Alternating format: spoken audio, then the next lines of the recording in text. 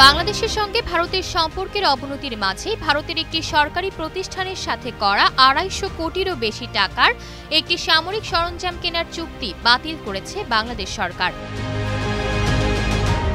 ভারতের শীর্ষস্থানীয় সংবাদ মাধ্যম ইন্ডিয়া টুডে এক প্রতিবেদনে জানিয়েছে, কলকাতা ভিত্তিক সরকারি প্রতিষ্ঠান Garden Reach ship builders and engineers limited GRSC ভারতের স্টক এক্সচেঞ্জে জমা দেওয়া এক বিবৃতিতে জানায়, গণপ্রজাতন্ত্রী বাংলাদেশ সরকারের পক্ষ থেকে তাদের একটি অর্ডার বাতিল করা হয়েছে।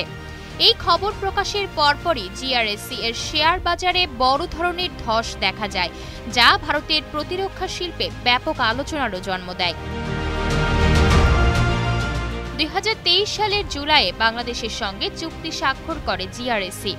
এর আওতায় বাংলাদেশ নৌবাহিনীর জন্য একটি অত্যাধুনিক ওশান গোয়িং টাগবোট জাহাজ টানার জাহাজ নির্মাণের অর্ডার দেয় বাংলাদেশ, যার আর্থিক মূল্য প্রায় $২১ মিলিয়ন বা প্রায় ২৫৫ কোটি টাকা। চুক্তি অনুযায়ী ৮০০ টন ওজনের জাহাজটি ২৪ মাসের মধ্যে সরবরাহ করার কথা ছিল।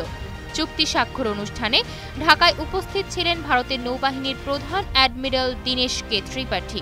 এর ঠিক এক মাস আগেই প্রধানমন্ত্রী শেখ হাসিনা ভারত সফর করেন এবং তখনই চুক্তির খসড়া চূড়ান্ত হয় বলে ধারণা করা হয়।